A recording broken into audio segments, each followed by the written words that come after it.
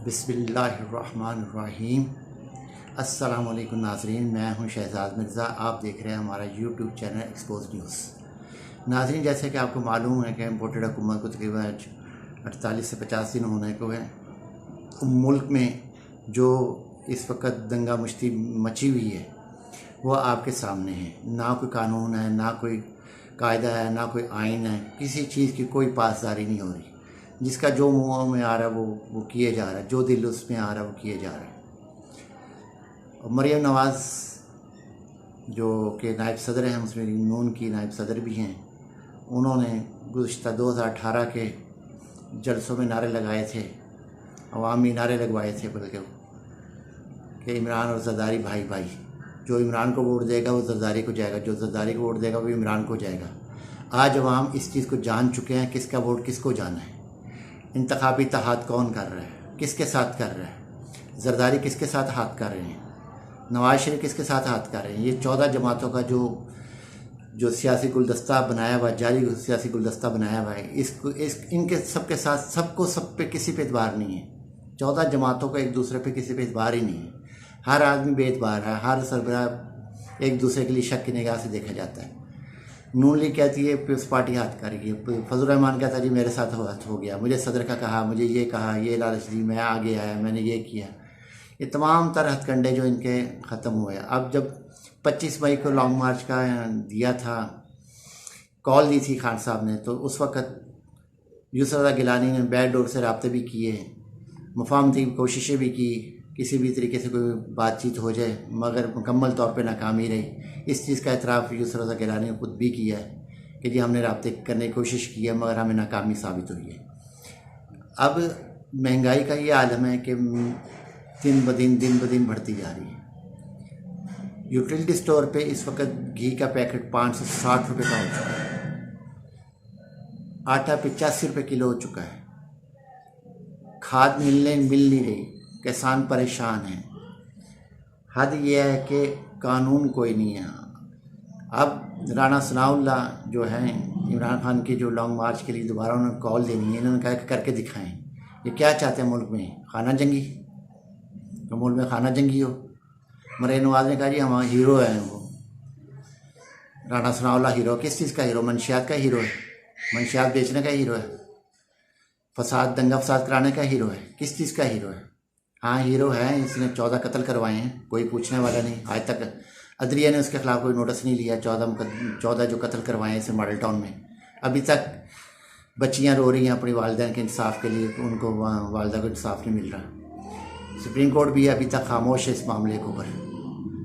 एक तरफ तो 100 मोटो ले रही है फौरी तौर पे, जिसका 100 मोटो लेना है, जो कि इस वक्त करप्ट है, क्राइम में है, हर चीज़ दलदल में फंसे हुए हैं, इसकी करप्शन की दलदल में फंसे हैं, उसको वज़ीर दाखिला बना दिया। कत्ल का मुकदमा उसके ऊपर है, मंशियात का मुकदमा उसके ऊपर है, करप्शन का मुकदमा उसके ऊपर है, और उसको वज़ीर दाखिला बना दिया। और उसको अवाम की हिफाजत के लिए, वो अवाम की हिफाजत तो नहीं कर रहे, वो अपनी हिफाजत कर रहे हैं।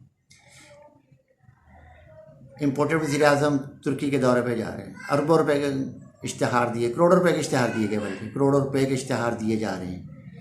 इसलिए एक तरफ तो कहते हैं हुकूमत के पास जहर खाने को पैसा नहीं है, दूसरी तरफ ये इश्तिहारों पे इश्तिहार, मीडिया हाउसेस को भरा जा रहा है। फिर वही हालत जो पहले कर रहे थे, मीडिया हाउसेस को ख़रीदा जा रहा है। हमारे कब तक ख़रीदा, सोशल मीडिया को कैसे बंद करेंगे, यहाँ कैसे जवाब देंगे आगे कि हम क्या कर रहे हैं। तो ये सारे मामला जो हैं नफ़ी की तरफ जा रहे हैं। आइंदा आने वाले दिन जो हैं, खान साहब की डेडलाइन पूरी होने में थोड़ी चंद घंटे रह गए, और उसके बाद उन्होंने अनाउंसमेंट करते हैं लॉन्ग मार्च की। उसके ज़िम्मेदार कौन होगा? अगर खून खराबा हुआ, दंगा फसाद हुआ, शहादतें हुई, ख़वातीन को मारा गया, उसका कौन ज़िम्मेदार? क्या इस्लामी रिपब्लिक ऑफ पाकिस्तान में यही चीज़ें होनी हैं? क्या इस्लामी फलाही रियासत में यही चीज़ें होती हैं जो ये करने जा रही है इम्पोर्टेड हुकूमत? 54 आदमियों का वफ्द लेके जा रहे हैं इम्पोर्टेड वज़ीर आज़म तुर्की। क्या करना 54 आदमी? साबिक़ वज़ीर आज़म इमरान खान 5-6 आदमी, जो 8 आदमी कबीना इनकी होती, जो ख़ास आदमी ज़रूरत होती, वो लेके जाते थे, सबसे कम दौरे, सबसे कम पैसों में। या फिर वही शहनशाह शुरू हो गई है, अवाम का पैसा खाया जा रहा है, मीडिया हाउसेस को खिलाया जा रहा है अवाम का पैसा, अवाम को सहूलत नहीं है रही, अवाम को महंगाई के बोझ तले दबाया जा रहा है, इतना दबाया जा रहा है कि अवाम की चीखें निकल रही हैं, और अवाम हुकूमत जो है खामोश बैठी है, आवाम के मामले में कोई भी नहीं बोले जा रहा है, सिर्फ अपने केसेस को रो रहे हैं, अपने आप को रो रहे हैं।